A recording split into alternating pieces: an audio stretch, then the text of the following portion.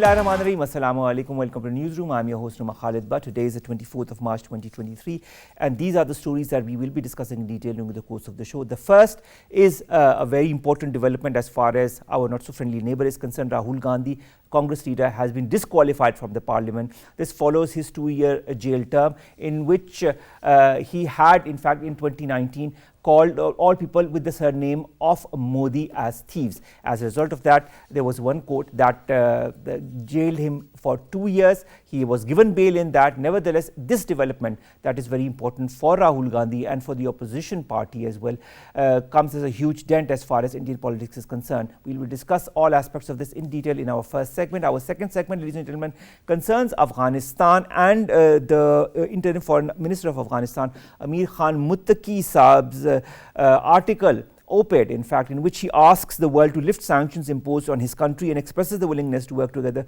with all the nations, including the United States.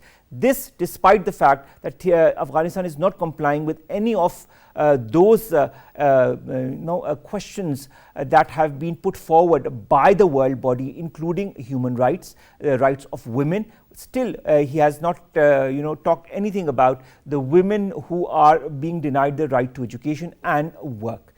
This will be our second story. Our third story, ladies and gentlemen, concerns COVID-19 that is raising its ugly face again in Pakistan. The NCOC says that the positivity ratio has increased all over Pakistan, but especially in two cities, that is Islamabad and Karachi. This is going to be our third story. Our final story is today being the World Tuberculosis Day, which aims to raise awareness about TB and increase the efforts to end the global epidemic. And we all know TB is a disease that has been prevalent in Pakistan to some extent as well. So the importance to get yourself detected against TB and take the necessary measures if you do have it, because this is a curable disease, is paramount. This is going to be our last story. Let's begin with the first, and that includes the development in our not-so-friendly neighborhood of India, where Rahul Gandhi, the Congress leader, has now been disqualified from the parliament. More in the following report. India's rising tide of Hindu nationalism is an affront to democratic ideals and civil liberties. Activists, journalists, lawyers, writers, teachers or activists, anyone who criticizes the Hindutva government or its divisive ideology is at risk of being targeted. Either the state deploys its power by cutting off access to funding, ordering audits, issuing warrants for search or arrest, or the BJP supporters threaten violence or launch physical attacks. In another assault on democracy, Indian opposition leader Rahul Gandhi, the leading face of the opposition Congress party, was sentenced to 2 years imprisonment. A court in Western India has found opposition leader Rahul Gandhi guilty of defamation for a speech he made in 2019 in which he referred to thieves as having the surname Modi. In the speech, Gandhi referred to the Prime Minister and two fugitive Indian businessmen, all surnamed Modi, while talking about alleged high-level corruption in the country. The Modi government is a victim of political bankruptcy and a conspiracy is being hatched to eliminate non-BJP leaders and parties by prosecuting them. India is also targeting journalists and civil society under Draconian Unlawful Activities Prevention Act, and thus in the World Press Freedom Index 2022 compiled by rights organization Reporters Without Borders, India ranked 150th among 180 countries. Recently, the Indian government used the emergency powers to block the airing of BBC documentary that questions Modi's leadership during 2002 Gujarat riots. To discuss more on that, we've been joined online by Dr. Asma Shakir Khawaja. She's the Executive Director of CISS. Joined us. Dr. Asma, my leading question, of course, concerns Rahul Gandhi and his disqualification from the parliament. Is this justified? Definitely, how can disqualification of a political leader and opposition leader can be justified under any parameter, especially when the ruling party in India, BJP, has rapists and people involved in corruption and the crimes against minorities and Muslims being member of parliament in India, especially when their prime minister is being known as the butcher of Gujarat and Indian occupied Jammu and Kashmir. So how come the disqualification of Mr. Rahul Gandhi can be justified or appreciated only because he said something which is not soothing for the ears of Mr. Modi and his ruling party? And when as the report itself says, that India is on 150th number in the freedom of speech index out of 180 countries. So when this is the situation, how can and if an opposition leader for such a useless, or I would say naive statement, can be sentenced to jail for like 2 years, and as the result he's been disqualified from his seat in the parliament. That is highly unacceptable, and moreover the timing of this decision. How is it possible that coincidentally, quoted unquoted, Indian judiciary has sentenced to 2 years imprisonment to Mr. Rahul Gandhi right after his visit from Europe, where he tried to speak about the degradation of Indian democracy, and how Indian democracy is being turned into an autocracy under the rule of the radical Hindutva party. And then he during his speeches in European Parliament or in UK Parliament and on several other institutions, he again and again raised this point that how India is no more a democracy, and the democratic values in India have been compromised, and the world should do something about it. And he was criticized at home by the BJP government, their ministers, and Mr. Modi, that he is defaming India by speaking or unleashing or unveiling all those things in the Western world. Then last month, Mr. Rahul Gandhi has this Hindustan Yatra program, where on foot he walked through the India and he met common people. He visited cities, he visited towns, which is definitely not a very significant act, but still he tried to connect with the common man, and common man would have felt connected to Mr. Gandhi. But the Modi regime or BJP, maybe they get offended and scared or threatened by such moves as well. And that is why right after these two, the way Mr. Rahul Gandhi was taking momentum by improving his relations with the common man on one hand, and with the Western world or the outer foreign world on the other hand, and he was been recognized, he was been acknowledged as an upcoming political leader, because we know, as we all know, that Mr. Rahul Gandhi was never been proactive in politics. He was never been a very proactive political leader. So but for last few months he was taking momentum, and he was trying to connect with different layers of society, and maybe this offended the or threatened the Modi regime, and that is why this decision and of 2 years imprisonment and disqualification from the parliament came up. And definitely when the rapists are on the ticket of BJP, when the Gujarat rapists have been in Bilkis Bano case have been celebrated by the government and their ministers, when the killer of Mr. Mahatma Gandhi is being celebrated by the Hindutva goons, and they celebrate his day, then how come that only for saying something like the people with the Modi surname are more involved in corruption cases?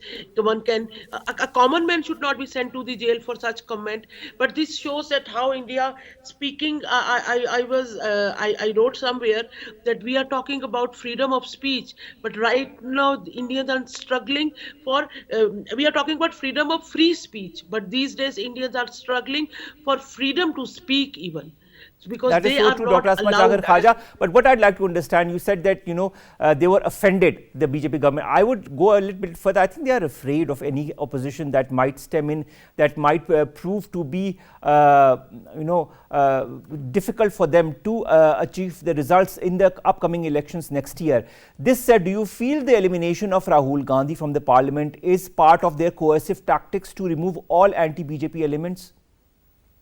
Definitely, they not removing the anti-BJP elements, but removing or addressing even the slightest probability of emergence of an effective opposition party in the center. They even don't want to allow an effective opposition.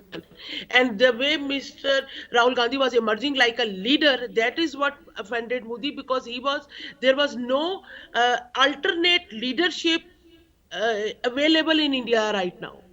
So emergence of Mr. Rahul Gandhi as an alternate leadership to Mr. Modi, that was not acceptable, and that actually threatened those Hindutva radicals, that how they would continue with their policies and agenda. And if we see the electoral policy of Mr. Modi, that is always based on non-issues, on propaganda. Through propaganda, he makes people believe that everything is shining and rosy in India, and then through a false flag operation, he inculcates fear and threat in general masses, and then represent his savior as a messiah who can save them from those immediate threats and help to grow them as a nation. And this is the electoral policy or tactics of Modi, and he cannot allow even Mr. Rahul Gandhi to tarnish or to detract that policy. And here it would be interesting to mention that the grandmother of Mr. Rahul Gandhi was the only opposition leader in his 76 years history of India who was imprisoned as an opposition leader for the contempt of parliament. So this is again an interesting fact, that after several decades, even but this time, But you know, Dr. Modi Asma slept Shakir on Khawaja, there is a Gandhi. difference between 9 days of incarceration, putting somebody in jail, Yeah. and 2 years of imprisonment, you know. And then Yeah. all he had done, he had asked a question: why all thieves have Modi as their common surname? This is the question that he had put forward, on the basis of which he was jailed for 2 years, and now he has been disqualified from the parliament. Just What like kind of effect is all this going the to have, Dr. Saiba? Dr. Saiba, what kind of effect is this going to have on the 2024 elections and the Congress's presence in these elections? This is very interesting question, because on it can be on one side they are imprisoning the opposition leader, so there would be no vital maybe a political figure available to Congress to lead the election campaign. But we cannot undermine the significance of Ms. Priyanka Gandhi. So maybe she can lead the Congress in the absence of Mr. Rahul. So and then the second thing can be that the Congress party can get the sympathy votes. So every time, every game Modi plays, the every time it is not possible that the results would be in his favor. So this time, maybe if Congress party widely and wisely play its cards and use Priyanka, if Rahul has been imprisoned, then plays Priyanka Gandhi to allow her to lead the election campaign and assert and take edge of that sympathy card among the people, then things can be different. So either if Congress would fail to bring up an alternate leadership, the results would be different. And if the alternate leadership would be effective, results can be not in favor of Mr. Modi. All right. Also, Dr. Saiba, I'd like to understand. Rahul Gandhi, when he was asked by the magistrate, he said he was trying to highlight corruption in his country, that is India. Do you also feel this is exposing, this case is specifically is exposing the political bankruptcy of the Bharatiya Janata Party? Definitely. The corruption cases I was reading, there are Rafael corruption cases, and Modi, people are openly talking about the issue of Mr. Adani is in front of us, that how he supported Mr. Modi to create a bubble of flourishing economy. And we all know that all those richest people in India are the are supporting Mr. Modi, and in return to that, Modi is supporting their financial economic interest, and that is corruption. We all know that Indian farmers from Punjab and Haryana and Rajasthan were on the streets of New Delhi for more than 1 year, only because their interests were compromised to facilitate the industrialists by Mr. Modi. So this is also part of corruption. That if even Modi, for giving undue favor, is getting donations for his party, that is also part of corruption. And but there are several cases which people are openly talking about. I read different articles which blame or which claim that Mr. Modi himself is involved in different layers of corruption. But definitely, as we see, there is no freedom of speech in India. No one can say anything. Even Rahul Gandhi, whose great grandfather was the Prime Minister of India, whose grandmother was the Prime Minister of India, whose father was the Prime Minister of India, and even he is not allowed to say a nice thing that why. And that can be a good research question, that why three people with the Modi surname are involved in corruption cases in India, and who is supporting them, because there is some support, even political or through establishment, which is supporting them to commit all those corruption things. And world and the human rights activists of the world are asking the similar question, that why the butcher of Gujarat and Indian occupied Jammu and Kashmir is the Prime Minister of India. BBC is asking and BBC has proved that how this butcher of Gujarat has facilitated, has manufactured, planned a genocide, a complete religion-based genocide in Indian Gujarat. So these are the genuine questions. And if Modi is not afraid of seeing the truth and reality and see his face in the mirror, he should answer those questions. If he is we only, honest, Dr. and he is Saiba, to be very frank, I don't see the BJP or Narendra Modi answering the questions in all, in a candid manner. This is a deliberate attempt to, put aside any kind of opposition, because the elections in India are underway and will be happening next year. And for BJP, it's very important that any opposition that is trying to, raise its head and trying to create a name for itself should be squashed one way or the other. This said, Mr. Rahul Gandhi also faces at least 2 other defamation cases elsewhere in the country. Let's see what happens as far as those are concerned. Thank you so very much, Dr. Asma Shakir Khawaja Saiba, to have joined us. That was Dr. Khawaja, Executive Director, CISS, Azad Jammu and Kashmir, joining us, discussing the fate of Rahul Gandhi, leader of Congress, who has just been disqualified from the Indian Parliament following a 2-year jail term because he asked a question in which he had named all people with the surname Modi as thieves.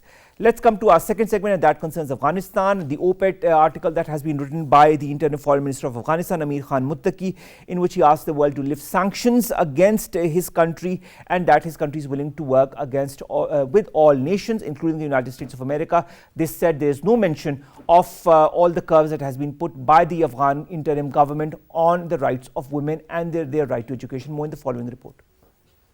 The Afghan Taliban have repeatedly urged the world to recognize their government and lift economic restrictions to help millions of Afghans who are living in deplorable conditions often described by the UN as a humanitarian crisis. The interim foreign minister of Afghanistan, Amir Khan Muttaqi, has once again urged the world to lift sanctions imposed on the country and expressed the willingness to work together with all nations. The international community has been urging Afghan government to respect the rights of Afghans, lift curbs on women's access to education, and work and take action against terror outfits operating out of Afghanistan. Afghanistan remains the world's largest humanitarian crisis in 2023, and according to the United Nations estimates, the gross domestic product declined by up to 35%, the cost of a basic food basket rose by 30%, and unemployment by 40% over the past 18 months, amid a catastrophic humanitarian situation in which 2/3 of Afghanistan's population, 28 million people, need humanitarian assistance to survive, and 20 million people are experiencing crisis levels of food insecurity. There is no progress towards provision of fundamental rights. Pakistan has been asserting the need for practical engagement with Afghanistan's Taliban, but ruled out formal recognition of incumbent Afghan government until they address international concerns over women's rights, inclusive governance, and fulfill their obligations about combating terrorism.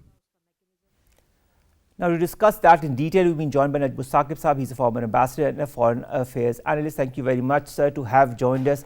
My first question, of course, is the most common one that would come to my mind. Is that in this op-ed article in Al Jazeera that has been written by Mr. Amir Khan Muttaqi, he does not mention the curbs that have been put on women's rights. Shouldn't he have addressed these as well while asking the world to cooperate with Afghanistan?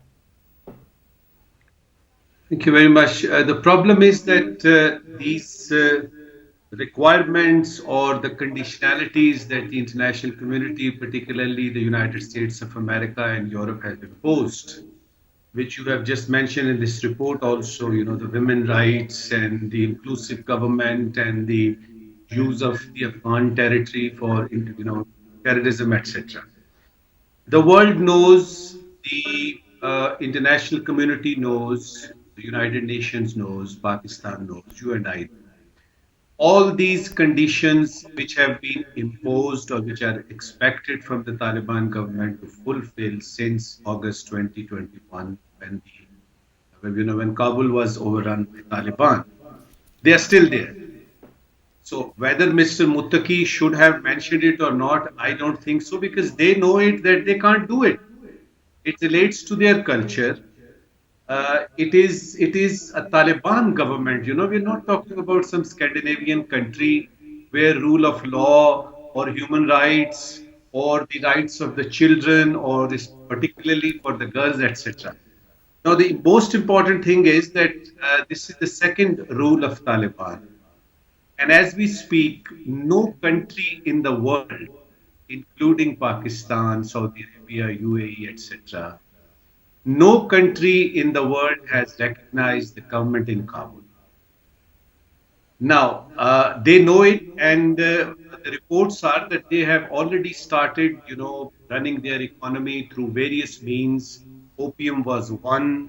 There are other areas that they are looking into. They have formulated a budget for their, economy. This op-ed that you have mentioned is another attempt to basically know where does the Kabul government run by Taliban stand as far as the world is concerned. It is a feeler, we call it in diplomatic language, it's a feeler that has been floated by the interim foreign minister, To Mr. gauge the Muttaqi. international response, is that it? He's just trying to gauge the response from No, the no, no. This global is north? Yes, one is that what is the response of the international community, because it has been 2 years now.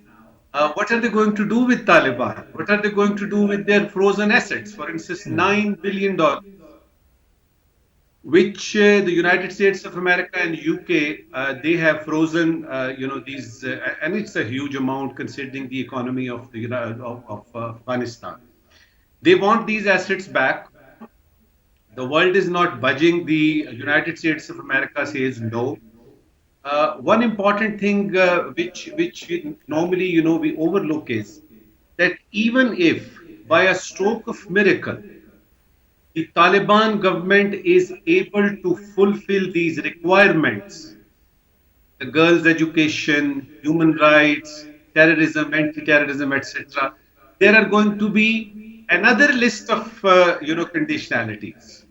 Please note that these conditions are so hard to meet, but I think my diplomatic experience of 35 years in this field is that even if by a stroke of miracle they are able to fulfill these requirements, there will be another list. So where do we stand?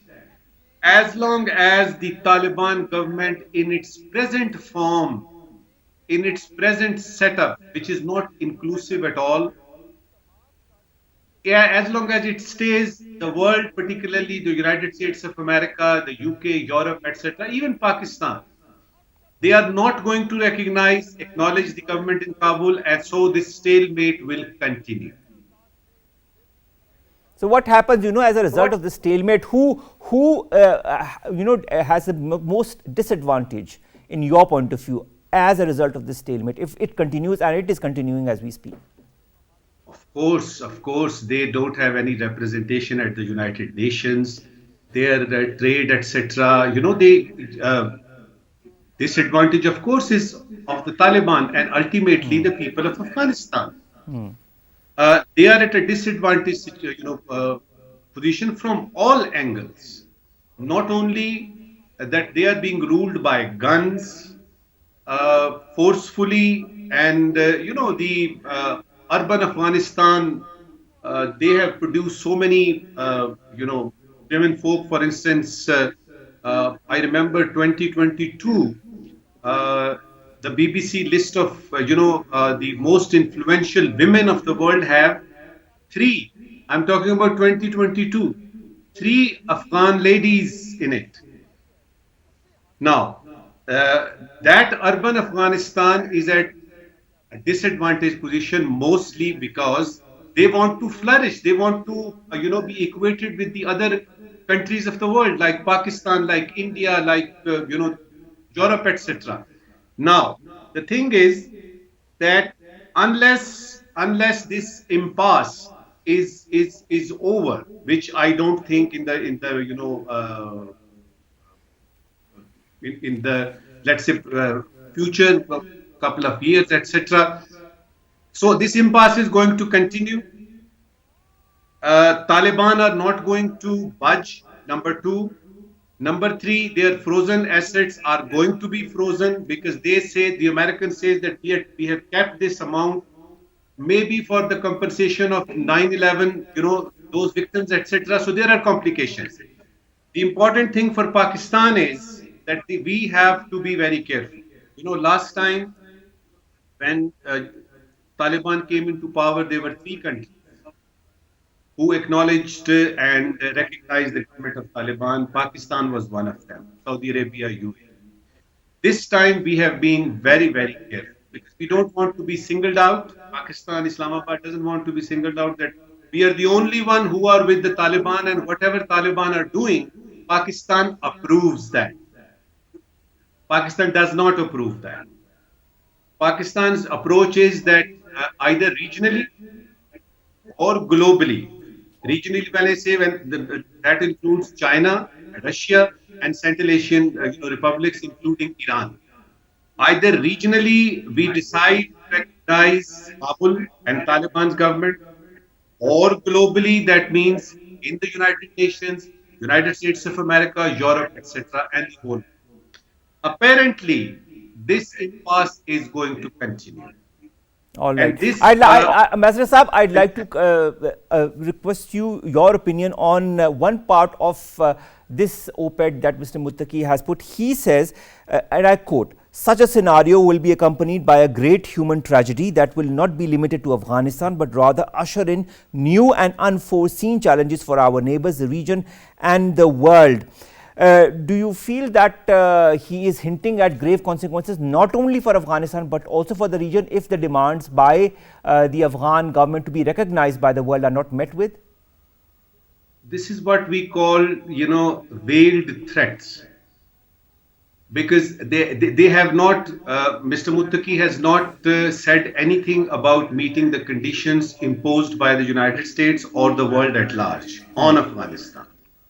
They have not said anything vaguely. They have said that we are ready. That, you have to understand our, culture, our position, our, situation here, but not specifically those conditions. So, what does it mean? They say that if the world is still not taking cognizance of the humanitarian crisis, it can, let's say, go beyond the boundaries or borders of Afghanistan. What does that mean?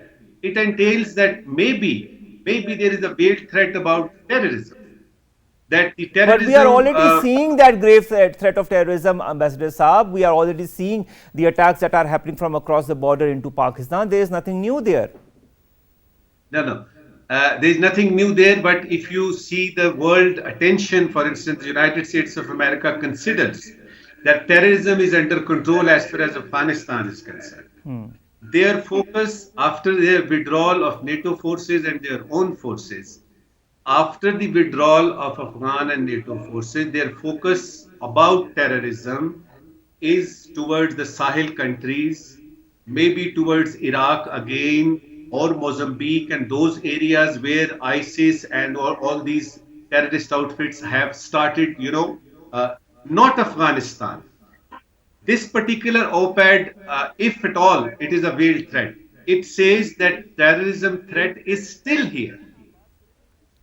They want to, tell them, of course, Pakistan knows. Pakistan is a victim of terrorism ever since 9/11 and after that. And Pakistan feels that TTP, for instance, or other these outfits, America should help us not only in combating these outfits, but also to increase our capacity of counterterrorism. And the good thing is that the American, Washington has said that, okay, we are with you. But as far as the threat of terrorism is concerned, generally or globally, the West thinks that it is over now as far as Afghanistan is concerned.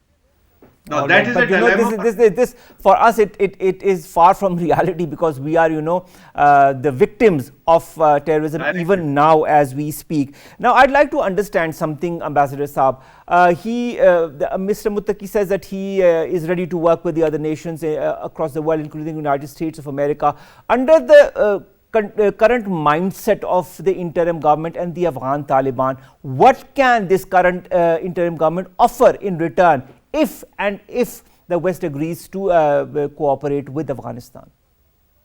If there was anything to offer, he should have mentioned it, at least one or couple of points in that op-ed. He did not. Apparently and actually and pragmatically speaking, there is nothing that has changed ever since. It's been 2 years. What has changed? What can this Taliban-run government, interim government, can offer to the world, particularly the United States of America? Because not only these conditions, please note that there have been promises by the Taliban before the takeover, during the takeover, and after the takeover.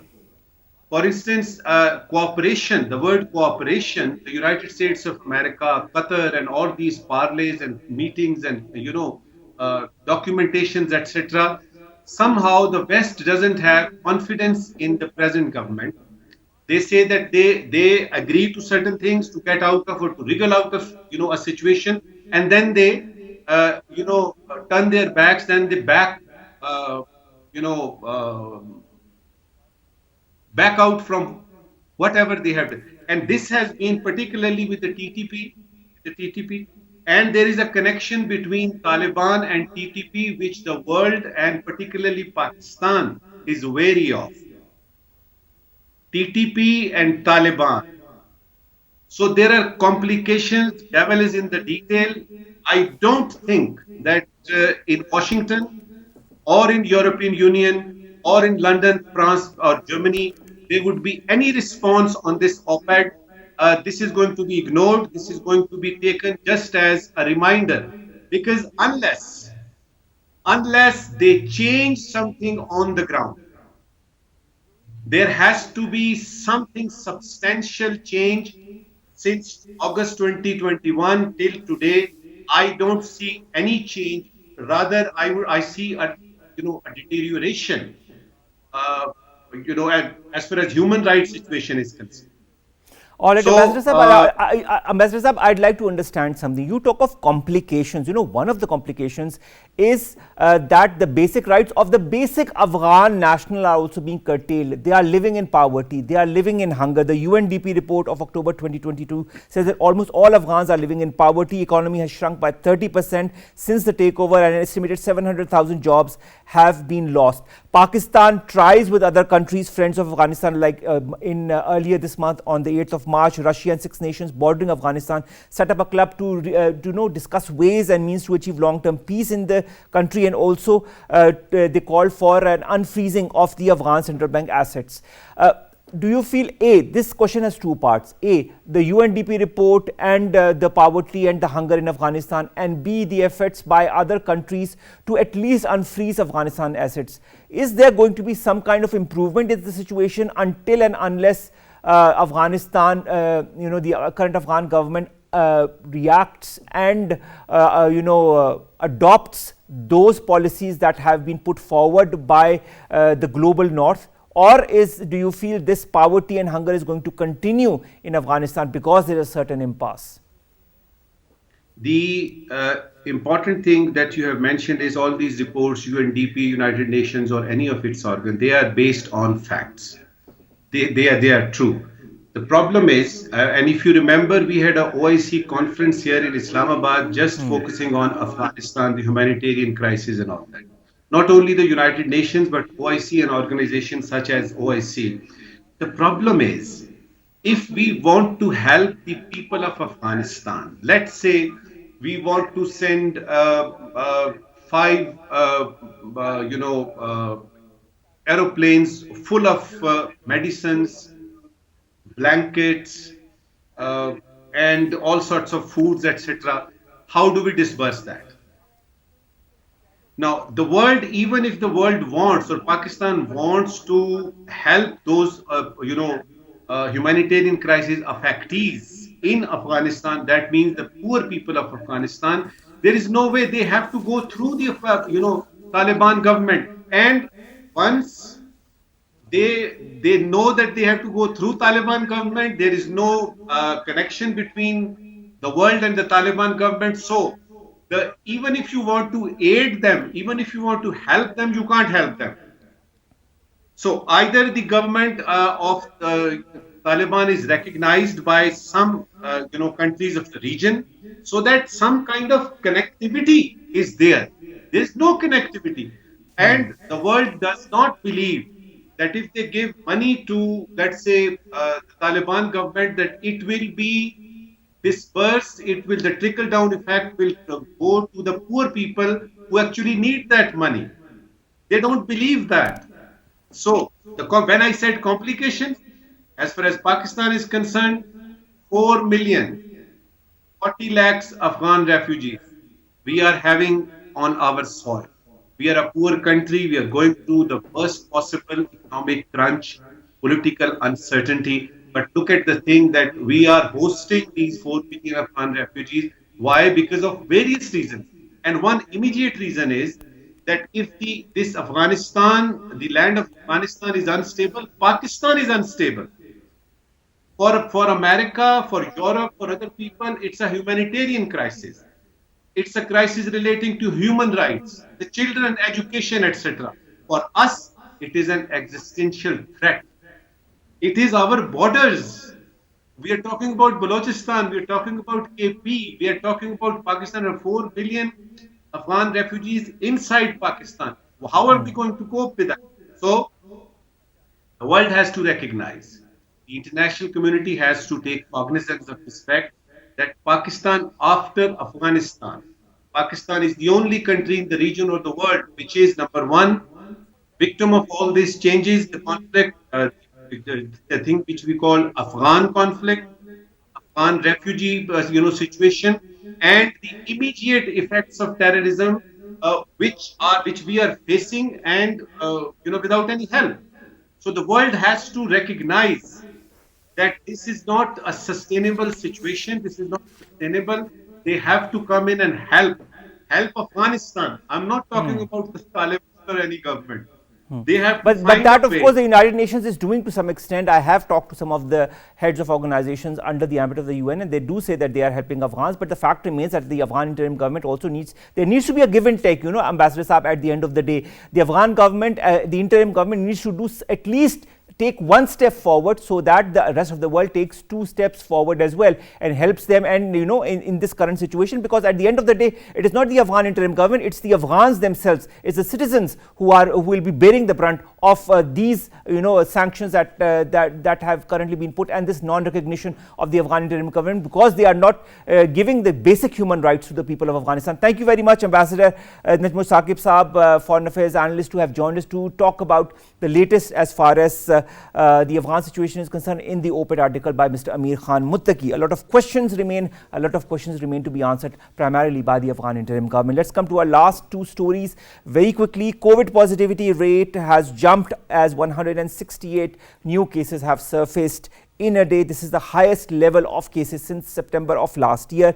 Officials have urged citizens not to panic, but to avoid crowds and, of course, wear masks in public. This is a part of the the precautions that we have been talking about many a times in the last few years, and it is high time that we undertake these in order to curtail the spread of COVID-19, because Karachi and Islamabad, ladies and gentlemen, are the 2 cities that have been impacted the most as far as the positivity ratio is concerned, and we need to be very careful so that this is not not disseminated. We all go to mosques, we all pray, and we need to be very careful as to following the important protocols as far as avoiding the spread of this COVID is concerned. And lastly, but not the least, today is the World Tuberculosis Day, ladies and gentlemen.